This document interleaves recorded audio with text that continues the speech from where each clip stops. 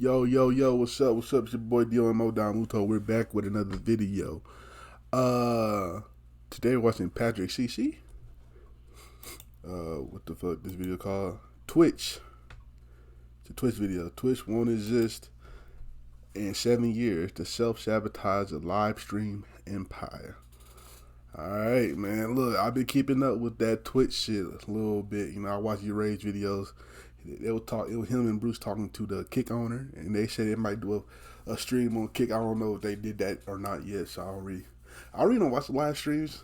I used to watch like YouTube highlights of it, so I never really got into Twitch and shit. You know what I'm saying? I Twitch sometimes, every once in a blue moon. You know what I'm saying? I live stream every once in a blue moon. I might do that more on YouTube now because I already got an audience, somewhat of an audience on YouTube. So anyway, let's get into the video. I'm trying to make the shit about me. It's not about me. It's about this video right now. Nigga. What the fuck wrong with you, Dom? They're potentially losing hundreds of millions of dollars per year, laying off hundreds of employees, banning some of their most important creators, implementing useless features, and are constantly proving how little they know or care about the live streaming community. Twitch has been the biggest live streaming platform for the better part of a decade, but there is some competition on the horizon. Although it wouldn't take much for YouTube to put Twitch out of their misery, it's very likely that their collapse will come from their own self-sabotage. First and foremost, Twitch's financial stability is confusing, and although they reported $2.8 billion in revenue in 2022, it's unclear how much of that, if any, was profit. However, there are a lot of implications that suggest the company is struggling to be in the green. Twitch's 4 ways of making money are through subscribers, who pay $5 a month to get an ad-free experience, as well as other small benefits. In-app purchases, which include bits, a digital currency that users can purchase to donate to streamers. Partnerships with brands and sponsors, and of course, the number one, advertising. We don't know how many total paid subscribers there are on Twitch. I did find this metric from Stream Hatchet that says in April of 2021, Twitch had 8.7 million subscribers, where 43% of them were Amazon Prime subs. A Prime subscriber is someone who gets an ad-free experience for $0 since they already have an Amazon Prime membership because Amazon owns Twitch. Therefore, Twitch doesn't make any money on that sub. In fact, you could argue they're losing money since viewers are paying $0 and not getting ads, and Twitch has to pay creators $1 and some change for that Prime sub. Anyways, this graph indicates that in the month of April, Twitch had 4.7 million paid subscribers, times $5, which is 23.5 million, times 12 months average, which would be about $282 million in sub revenue in 2021. But Twitch on average receives between 30 and 50% of that money. For affiliate streamers, Twitch takes 50%, or $2.50 of the $5 subscriber price, and for partners, they take 30%, or $1.50 of the $5. So if we favor the high end of 50%, that would equal $141 million in subscriber revenue that goes to Twitch. But if Stream Hatchet's estimation of Twitch only having 4.7 million paid subscribers per month is wrong, and they actually have around 10 to 20 million paid subscribers per month, that would bring Twitch's cut between $300 and $600 million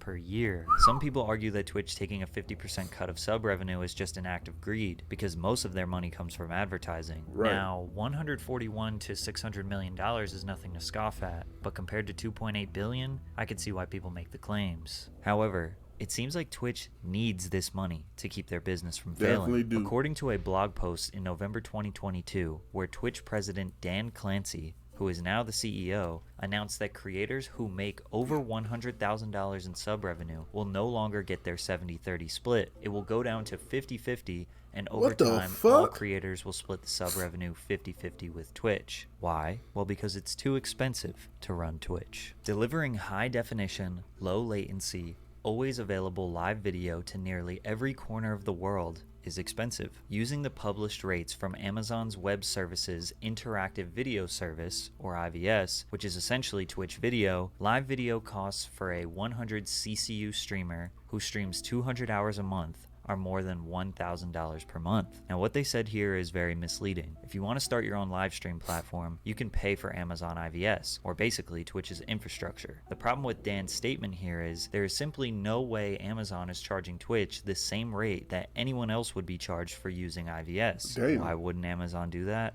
Well, again, because Amazon owns Twitch. Amazon would charge me or you $1,000 per month to deliver HD live video to 100 concurrent viewers at 200 hours a month, but they likely charge Twitch at least 50 to 90% less than that. In fact, nobody has any real idea of how much it costs to run Twitch. Obviously, you have employee compensation with thousands of employees, but more importantly, billions of dollars per year in energy costs to maintain those servers and deliver perfect quality on-demand streaming all over the world at any given moment. And although we don't know those costs, we can pretty safely say that taking a higher percentage from their partners is not going to cover the expenses. Now, regarding how much Twitch makes from bits, it's unclear, but I'm sure most streamers can agree that bits donations are nowhere near as common as subscribers. It was reported that Twitch generated $185 million from in-app purchases. I'm not sure if this includes subscribers and bits together, or if it's just bits and other microtransactions like badges, gift cards, and the loot cave. Either way, we are learning that Hey, y'all niggas be buying shit on Twitch? Are we buying shit on Twitch?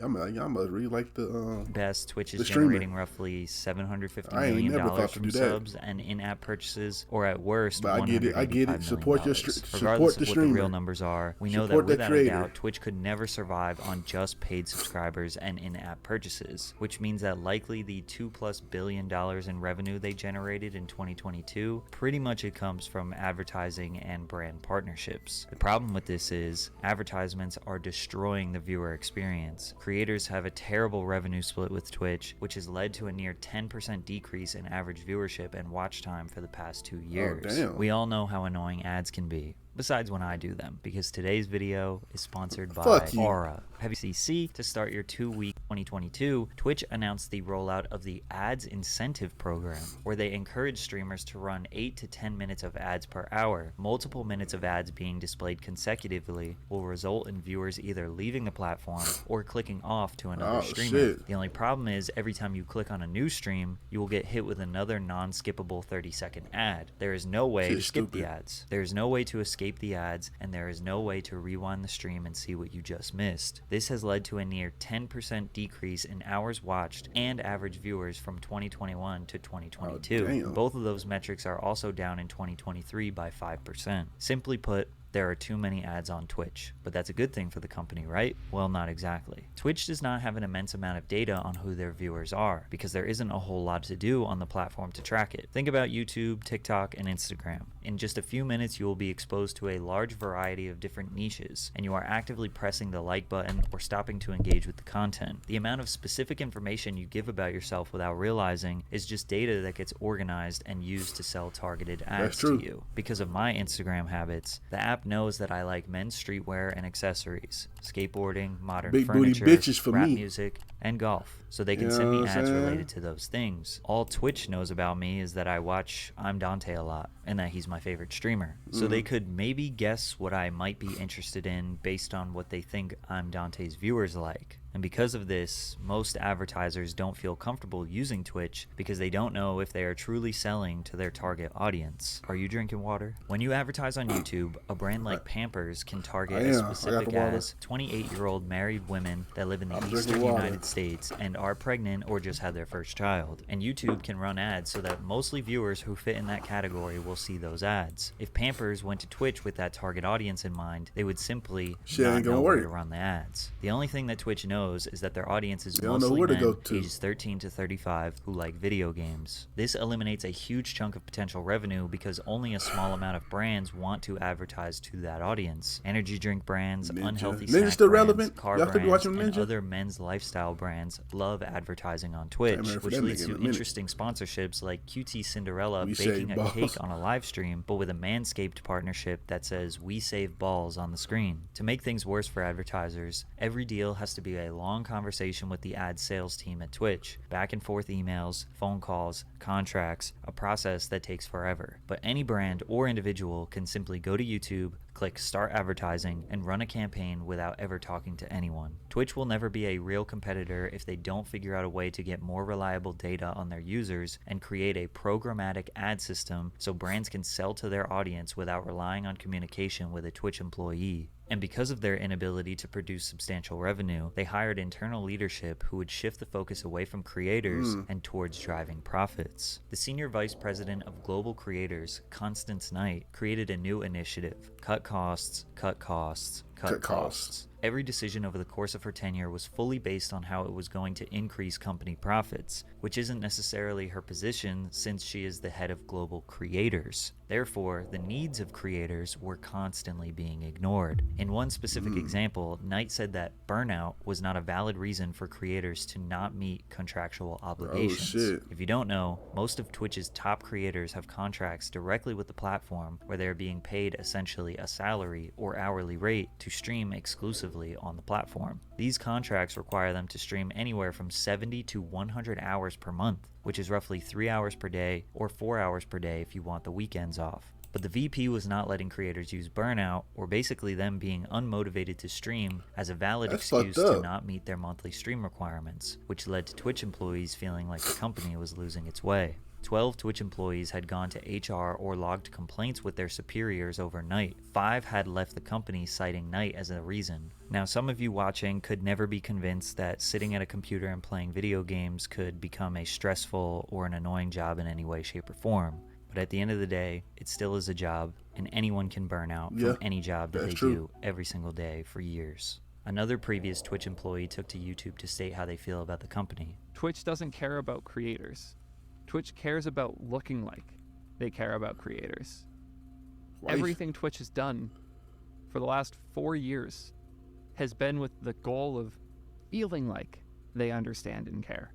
Although this could seem like an employee who is just upset about being fired, Twitch has shown time and time again that no matter how large of a creator you are, they will take you down, even at your highest moment. Kai Cenat, a creator who only just started streaming in February of 2021, dominated Twitch in all of 2022. He reached the very rare milestone of 100,000 subscribers, which made him the #1 most subscribed creator at that time. This prompted him to do a subathon, which was a 24/7, 28-day-long non-stop stream in February 2023 to try and break the record for earning the most subscribers on Twitch in a single month. That record was previously held by Ludwig at 283,000. Not only did Kai break it, he demolished it, peaking at 306,621 all-time subscribers. It was reported that he earned Twitch $10 million, while Kai only received a $2 million payout. These numbers were false, and Kai did not appreciate the narrative.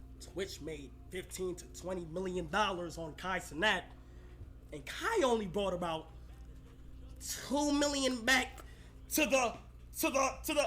Bro, where y'all getting these numbers from? Where are these numbers coming from? Because now it's a narrative that I'm just a black man who's getting used for millions and millions of dollars. Kai breaking the sub record was huge news, covered by publications like the BBC and Bloomberg, and most of us would assume that Twitch would do anything to boost Kai up. After all, he made history on their platform. At the very least, they would try to use this amazing moment to show the world what wonderful opportunities there are for creators on Twitch. They could squeeze out more press with Kai and do campaigns to get more people or brands interested in live streaming. But no, instead, they sent him a $100 ugly ass pair pair of of shoes. and banned him from throw the them out platform. on person on the street, nigga. Congratulations, Kai, on your huge accomplishment. We are so proud of you, Laura, Anna, and all of your friends at Twitch. Them niggas ain't your friends, Kai. Unfortunately, there was no contract in that package. Twitch did not see enough value in Kai to offer him a streaming contract. Pair of shoes is crazy, or though. they were making a very Ugly strategic ass business pair of move. shoes, too. Twitch is very top heavy, meaning the top They creators bought are them some making all J's of or the money. something. Only 5% of Twitch streamers made over $1,000 in 2021, and 50% of all of their revenue comes from 1% of their creators. Kai became a 1%er without getting an exclusive contract, which means Twitch is profiting immensely off him. It seems like they are not giving him a paid contract because they don't think he will leave. leave. His largest audience and main financial vehicle is on Twitch, and if it was up to them, they wouldn't give streamers contracts to begin with. They want to get to a point where they aren't as reliant on the top 1% of creators, so if someone leaves the platform, they will be just fine. YouTube has 600 creators with over 10 million subscribers. If 20% of those people stopped creating, YouTube wouldn't be hurting financially. Eventually, those creators will be replaced. But Twitch 1%ers can't be replaced as quickly or as easily. Maybe Kai is a transitional point for Twitch as a company to see if they can keep 1% talent without paying them additional money. Just a few short weeks after they sent him the sneakers, Kai Cenat announced he was banned from the platform on April 17th. How could they possibly ban the #1 creator on the site? Nobody knew the reason why, but it prompted support from people like Kyrie Irving and Nicki Minaj. We later found out that Twitch told Kai it was from a GTA clip where he promoted simulated sexual activity. This was the clip. Come on. 5, 4, 3, 2. Oh my God! My boss! My boss! That's crazy. He pretended like he was receiving services from a fake woman in a video game. Meanwhile, there's a ton of real borderline sexual activity on that website, let alone simulated. Twitch is just reminding him that he, no matter how big he is, will not be able to break the rules, and everyone knows Twitch's terms of service are extremely unclear. In 2019, Brazilian Twitch streamer Gabriel Baptista received a suspension because he showed a Pink Floyd poster during his broadcast. That's crazy. Faria was banned for wearing gym clothes that Twitch claimed looked like lingerie. What? Deller was banned for smashing a keyboard over his head. And Dr. Disrespect was banned for, well, they never told him why. Sadly, Kai's ban is just one of an extremely long list of incredibly stupid bans that Twitch has given out and will continue to in the future. Fuck Twitch.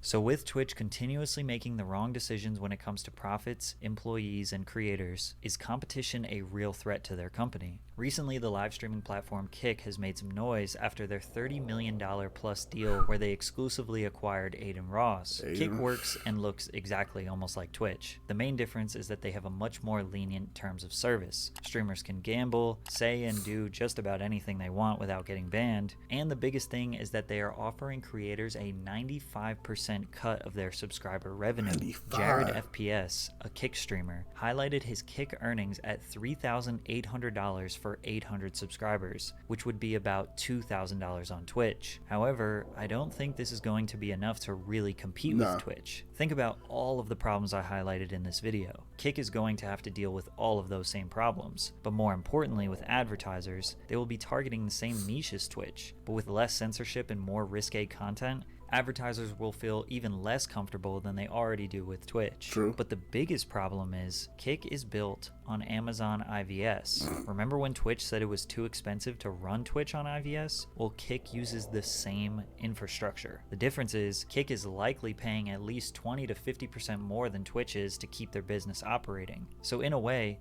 no matter how successful Kick gets, they will be paying millions, if not billions, to Amazon, who could use that money to fund Twitch. Now, YouTube gaming, or their live streaming sector, could very well be a threat. The worst part about YouTube is that the live streaming experience is just not as good. The chat is chaotic and hard to read. You can't look at chat logs, which makes it really hard to moderate. The raid feature is terrible. The discovery page for live streamers actually looks like they don't update it. And they lack many of the small features that make Twitch streaming more dynamic and more fun. Yet even with all of those downsides, YouTube still holds nearly 15% market share in the live streaming space. So why is YouTube a threat? It's very simple. YouTube has 2.5 billion monthly active users compared to Twitch's 140 million. YouTube has a strong and reliable ad revenue system, which generated $29 billion last year. Plus, they are offering 70-30 splits for streamers. And if you build a following up as a streamer on YouTube, you now have a whole YouTube channel that you can post regular videos on. You just built yourself 2 assets at one time. Most Twitch streamers have to post clips of their streams on YouTube in order to grow. And even still, the translation is not that great, and they end up being more popular on YouTube. If YouTube just got their live streaming page to operate exactly like Twitch or Kick, which wouldn't really be that hard for them, it wouldn't make any sense for small streamers to use Twitch. 1% streamers like Hassan and XQC wouldn't immediately jump ship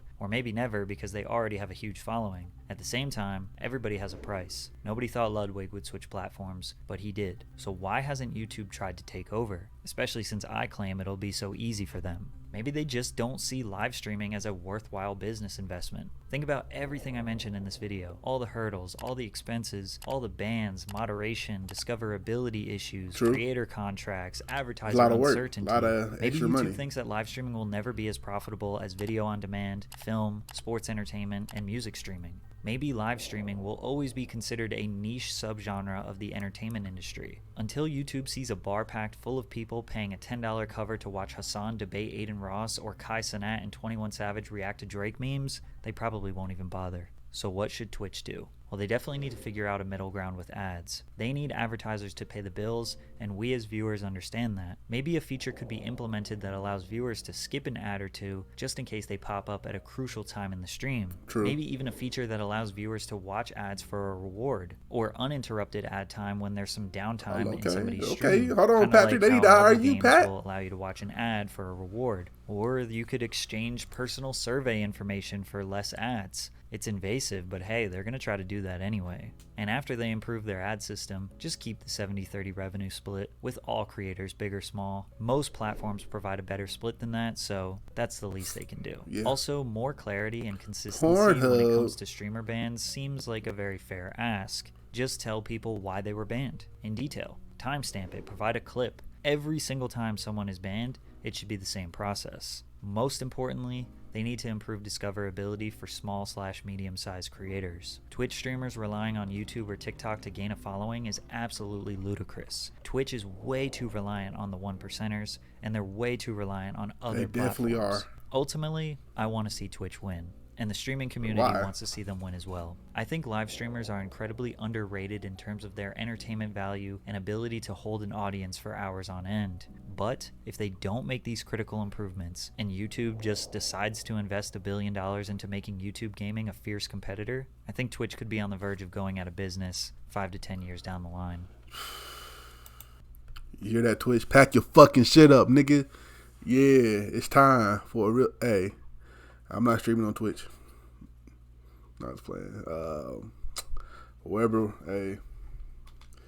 y'all want me at, I'm gonna stream there. I might stream on YouTube because I already got. I'm not about to just be having one viewer every day on Twitch and shit. But anyway, man, yeah, Twitch is they need to get their shit together. They got a lot of great content creators. Small, big. Shout out to Kai, shout out to the smaller ones and shit. But they need to push them. They need to push them people, man. It's very hard to grow on Twitch. Like, it's something you need. Like, the big Twitch streamers always gonna stay big, but to get big, it's a hassle. It's a hassle. And y'all taking 50-50 from them 50-50? That shit crazy. Y'all don't even do nothing. Twitch. 50-50? What y'all be doing for 50-50? Then y'all ban niggas every day? Like, that shit crazy. But anyway, shout out to Patrick CC for this video. If you like my reaction, make sure you like, comment, subscribe, and I'll catch you next time. Peace.